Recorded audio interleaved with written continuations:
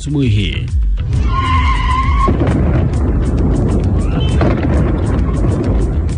Mashambulizi makali yaendelea baina ya Israel na Iran, huku katibu mkuu wa Umoja wa Mataifa Antonio Guterres akiyataja mashambulizi ya Marekani kuwa tishio la moja kwa moja kwa amani na usalama wa kimataifa.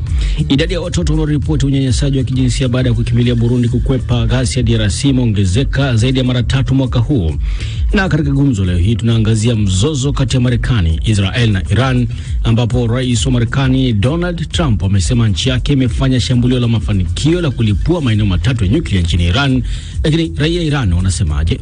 Wamelipokea kwa adhabu na hasira kubwa shambulio kubwa la kijeshi lililofanywa na Marekani dhidi ya vituo 3 vikuu vya nyuklia vya Iran.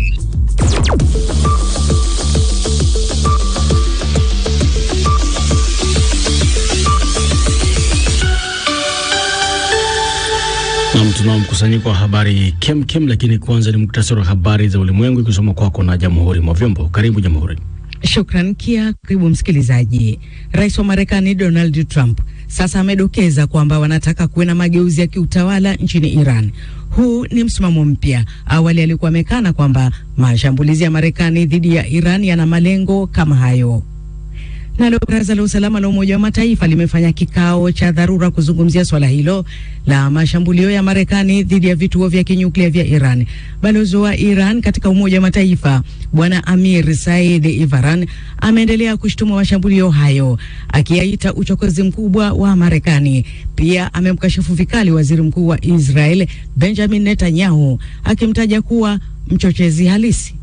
Once again, the internationally wanted war criminal Netanyahu succeeds. Kwa mara nyingine tena, mhalifu wa kimataifa Benjamin Netanyahu amemudu kuiburuza Marekani na kuitumbukiza katika vita vingine vipya na vya gharama kuu. Marekani imekuwa ikipuuza kanuni za Umoja wa Mataifa na kuvuruga eneo hili, huku ikihangaisha raia wengi wa Mashariki ya Kati, wakiwemo wa Iraq, wa Afghanistan, Libya na kadhalika. Kwa miaka mingi Israel, ambayo yenyewe jaza silaha zikiwemo za kinyuklia, ndio imekuwa ikieneza fitina na uongo mkubwa kwamba Iran inataka kujenga silaha za kinyuklia, while there has not been even one shred of evidence.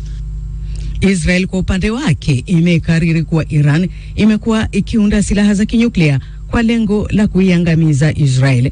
Wakati huo Israel imeendelea kushambulia huko Iran na pia Gaza, huku vifo vikiendelea kuripotiwa karibu kila siku. Omar Mkambara anayo maelezo zaidi. Wizara ya masuala ya afya inayosimamiwa na Hamas imesema zaidi ya watu 50 wameuawa, ikiwa ni idadi ya siku 3 tu zilizopita, kutokana na mfululizo wa mashambulizi ya Israel. Wengi waliofariki walishambuliwa na vikosi vya Israel walipokuwa wanakwenda kupokea misaada ya kibinadamu. Asilimia kubwa ya wakazi wa Gaza wamekuwa wakitemea misaada ya kibinadamu tangu vita kuanza. Zuio la Israel la misaada kutokuingia Gaza limesababisha wengi kuugua utapiamlo, haswa watoto, na matukio ya vifo kama hivyo yameongeza hofu na ugumu zaidi wa kimaisha.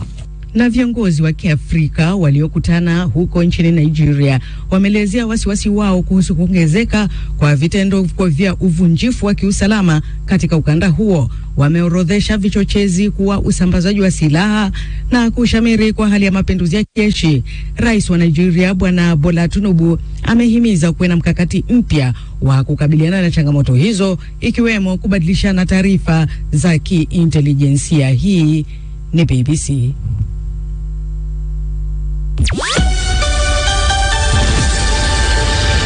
Na muktasari wa habari za ulimwengu umesoma kwako na Jamhuri mwa Vyombo. Unasikiliza Amka na BBC kutoka idhaa ya Kiswahili ya BBC, kikutangazia kwenye FM, radio wa shirika na internet katika bbcswahili.com. Unaweza pia kutusikiliza moja kwa moja kwenye ukurasa wetu wa Facebook wa BBC Swahili. Nchini Tanzania tunasikika kupitia Radio Free Africa. Kenya ni Pamoja FM, ikiwa Uganda ni Radio Paidha, na iwapo upo DRC unatupata moja kwa moja kupitia Radio Muungano ya pale Beni. Asubuhi leo upo nami David Inkia. Iran na Israel zimeendelea kushambuliana kwa makombora. Jeshi la ulinzi la Israel IDF limearifu kwamba ving'ora vilikuwa vikilia katikati mwa Israel kwa kutoa angalizo la kombora kutoka Iran. Hata hivyo, jeshi hilo la Israel limewafahamisha raia muda mfupi baadaye kwamba hali ilikuwa salama, kuashiria kuisha kwa tishio hilo, kama anavyoarifu hapa Leonard Mobali.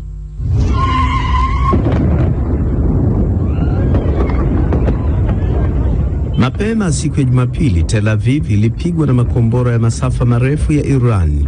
Majengo ya makazi yaliharibiwa. Takriban makombora 27 ya Iran yalirushwa katika awamu mbili tofauti, iliyapiga maeneo ya kaskazini na kati ya Israel yakiwemo Haifa, Nes Ziona na Rishon Lezion. Israel ilituma ndege 20 za kivita kufanya kile ilichokiita mashambulizi ya kiintelijensia kote Tehran, Kalmanshah na Hamedan. Kwa mujibu wa maafisa wa Israel ni kwamba malengo ya mashambulizi hayo ya Israel ni kulenga eneo la kurushia makombora, mifumo ya rada na satellite. Waziri wa ulinzi wa Marekani amesisitiza kwa mashambulizi ya mabomu katika maeneo makuu ya nyuklia ya Iran hayakukusudia kuiangusha serikali ya Iran. Pete Hegseth aliwaambia waandishi wa habari kwamba hiyo ilikuwa operesheni sahihi ya kijeshi ambayo haikuwalenga wanajeshi wa Iran au raia, na kuongeza kuwa shambulizi hilo lilikuwa na mafanikio makubwa. Waziri wa mambo ya nje wa Iran amemshutumu Donald Trump kwa kuwasaliti watu wa Marekani pamoja na Iran kwa kuamuru mashambulizi hayo ya mabomu. Abbas Araghchi amesema Marekani imevuka mstari mkubwa mwekundu, na ameongeza kuwa anatarajia kusafiri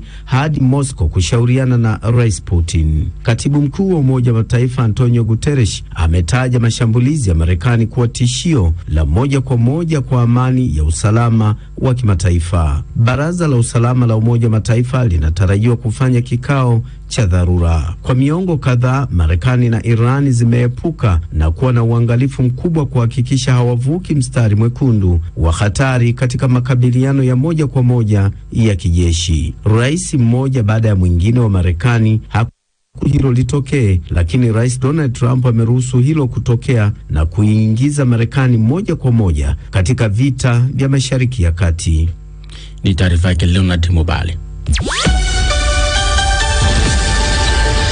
Kwingine kwa watu 22 wamekufa na wengine 63 kujeruhiwa katika shambulio la bomu la kujitoa mhanga lililotokea kwenye kanisa moja katika mji mkuu wa Syria, Damascus. Kwa mujibu wa Wizara ya Mambo ya Nje ya nchi hiyo, mtu mmoja alishambulia kwa silaha kanisa la Orthodox la Kigiriki la Nabii Elias lililopo katika kitongoji cha Doila wakati wa ibada ya Jumapili jioni na kujilipua. Zaidi na Halima Nyanza.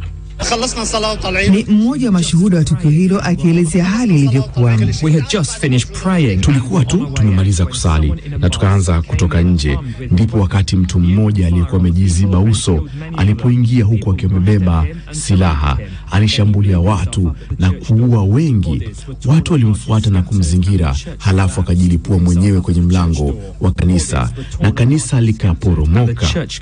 Picha na video zilizochukuliwa ndani ya kanisa hilo zinaonyesha madhabahu ikiwa imeharibiwa vibaya, viti vikiwa vimemwagikiwa vipande vya vioo na damu ikiwa imetapakaa katika kuta za kanisa hilo. Inasemekana kuwa mshambuliaji huyu ana mafungamano na kundi lenye itikadi kali za kidini la IS, lakini hata hivyo hakuna madai yoyote ya haraka yaliyotolewa kutoka kwenye kundi hilo kuhusika na mashambulizi hayo. Ni shambulio la kwanza la aina hiyo katika mji mkuu wa Syria, Damascus, tangu wapiganaji waasi walipouondoa madarakani utawala wa Bashar al-Assad mwezi Disemba na kumaliza vita vya wenyewe kwa wenyewe vilivyodumu kwa miaka 13. Shambulio hilo la mauaji ni pigo pia kwa rais wa Syria Ahmed al-Sharaa, ambaye hivi karibuni aliahidi kuwalinda walio wachache baada ya mapigano makali yaliyotokea nchini humo. Naye mjumbe maalum wa Umoja wa Mataifa nchini Syria, Geir Pedersen, amelani shambulio hilo na kuwataka wa Syria kuungana kukataa ugaidi, itikadi kali, uchochezi pamoja na kuilenga jamii yoyote ile. Ni Halima Nyanza. Idadi ya watoto wanaoripoti unyanyasaji wa kijinsia baada ya kukimbilia Burundi kukwepa ghasia katika Jamhuri ya Kidemokrasia ya Kongo imeongezeka zaidi ya mara 3 kwa mwaka huu, huku kupunguzwa kwa misaada kukisababisha changamoto zaidi. Kwa mujibu wa shirika la hudumia watoto la Save the Children, kesi zaidi ya 478 za ukatili wa kijinsia zilirekodiwa nchini Burundi, zikiwemo 172 za watoto, nyingi zikiwa ni za ubakaji, ambazo ni ongezeko la 249% kutoka mwaka uliopita. Kufahamu zaidi hapo awali nimezungumza na Delphine Mugo, meneja wa habari wa Save the Children Africa, anaanza kukuelezea hali hii ya dhuluma dhidi ya watoto kutoka DRC ni mbaya kwa kiasi gani.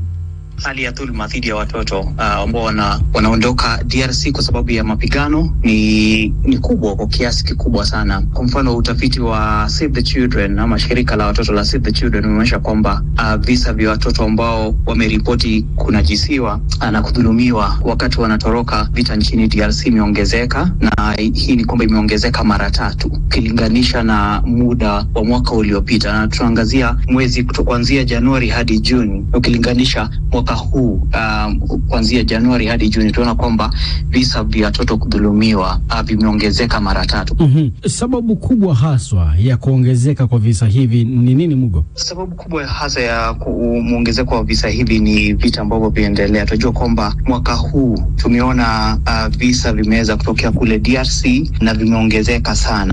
Ikijulikana kwamba tulipoanzia mwaka Januari na kuja Februari, visa vya vita viliongezeka sana. Tunafikiria kwamba hii ndio imesababisha kuwe na visa vingi sana vya watoto kudhulumiwa katika mapigano. Ni kwa namna gani sasa dhuluma hizi dhidi ya watoto hawa zimewaathiri kisaikolojia, na huenda labda baadhi ya mambo ambayo walikuwa kitamani kuyafanya kama watoto watakapokuwa watu wazima yasitimie? Bila shaka imeweza kuathiri kwa kiwango kikubwa. Mimi nilikuwa Burundi mwezi uliopita na niliweza kuongea na wafanyikazi wa shirika la Save the Children wengi ambao wanafanya kazi katika kambi